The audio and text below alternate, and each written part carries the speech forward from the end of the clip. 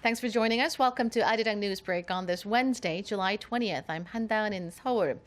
Korea's defense minister was in the hot seat again during the National Assembly's second and final Q&A session on the decision to station the U.S.-led missile defense system on the peninsula.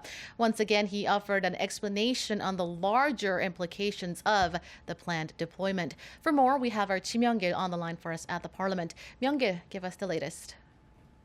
Hello, Dawn. Defense Minister Han Min-gyu refuted concerns that the THAAD deployment does not mean South Korea is becoming a part of Washington's global missile defense shield, a continuation of the policy set by former President Kim Dae-jung.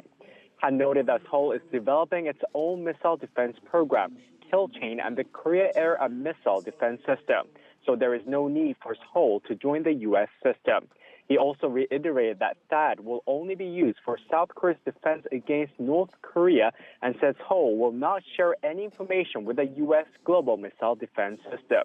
Meanwhile, the main opposition Minju Party of Korea and minor opposition People's Party expressed concern about the possibility of a diplomatic rift with China and Russia, including possible economic reprisals from Beijing. The People's Party stuck to its stance that the deployment needs parliamentary approval, an idea the Prime Minister rejected again today. Thank you, Myung-gil. Meanwhile, North Korea is upping the aggressive rhetoric against South Korea in a bold report. The North state-run news agency said yesterday's test firing of 3 ballistic missiles were simulations of an attack on the South. The international community has denounced the regime for its latest in a long line of provocations. Connie Kim has more on that. North Korea has revealed that the ballistic missiles it lobbed into the East Sea on Tuesday were part of a drill aimed at preemptively taking out South Korean ports and airfields. The North Korean Central News Agency said Wednesday it purposely limited the firing range to simulate a nuclear attack, with Kim Jong-un at hand to provide field guidance to the drill. The agency also said its military vowed to ruthlessly and immediately launch nuclear tests on Kim's command. In an apparent protest of the U.S.-made THAAD unit deployment to South Korea, the North fired 3 ballistic missiles on Tuesday, with 2 flying far enough to reach all of South Korea. The U.S. strongly condemned Pyongyang for violating UN Security Council resolutions. North Korea is isolated like never before. The international community is united like never before. And hopefully that will lead to a situation where North Korea makes a strategic decision to come out of the shadows of the international community and try to rejoin the international community. The European Union also called the missile launch a clear and grave violation of North Korea's international obligations. The international community has slapped the strongest set of UN sanctions on Pyongyang to curb its nuclear ambitions, but most North Korea experts say the regime is likely to push ahead with boasting about its nuclear capabilities. Connie Kim, Arirang News.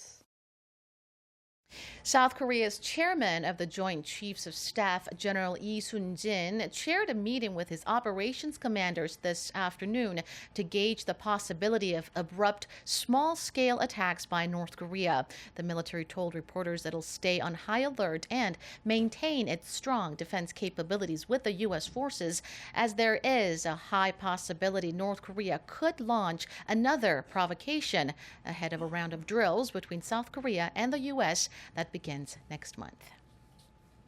Turning now to overseas, Donald Trump has been formally nominated the Republican Party's candidate for the U.S. presidential election in November. We get more on the nomination from our Park Ji-won at the GOP convention in Cleveland, Ohio. After a months-long struggle and several attempts to put down his candidacy, Donald Trump is now the Republican Party's official nominee. He easily earned the votes of more than 1,237 delegates, putting him over the threshold for the nomination. Trump unofficially accepted by video message from New York. We're going to bring back our jobs. We're going to rebuild our depleted military and take care of our great veterans. The thousands of delegates from all 50 U.S. states assembled at the convention venue hailed their new nominee with standing ovations and chants of Trump, Trump, Trump.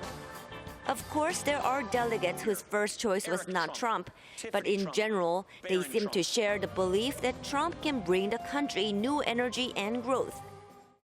Donald Trump will formally accept the nomination in a speech on Thursday when he's expected to talk about his plans to strengthen security and boost the economy.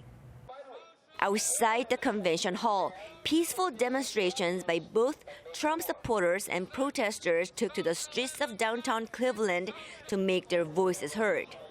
I come out to support the candidate, Donald Trump. I believe he means what he says when he cares about America, as I do. I care about this country a great deal. I like our rights. I love our freedoms. I think both of them lack integrity, and they've proved that over the decades. And I think both of them will say and do almost anything to be president. The convention will run through Thursday evening, followed by the 4-day Democratic National Convention in Philadelphia next week, when its candidate for the White House, Hillary Clinton, takes the stage. Park Ji-won, Arirang News, Cleveland. Looks like it's going to be another blazing hot afternoon for our viewers in Korea, the third straight day of heat due to a monsoon front that's gradually moving in our direction. A heat wave advisory is in place for central and western parts of the country, including Seoul, Daejeon, Gwangju, Chungcheongnam-do province, and most of Gyeonggi-do province. The capital will see a high of 32 degrees Celsius, while the mercury will get up to 33 for most other regions, with heat wave advisories in place. Along with the high temperatures, the strong UV rays will continue throughout the day, and experts advise wearing sunscreen and limiting your time outdoors. And that is Arirang News Break for today. Thank you for watching. Stay tuned for more domestic and global headlines throughout the day.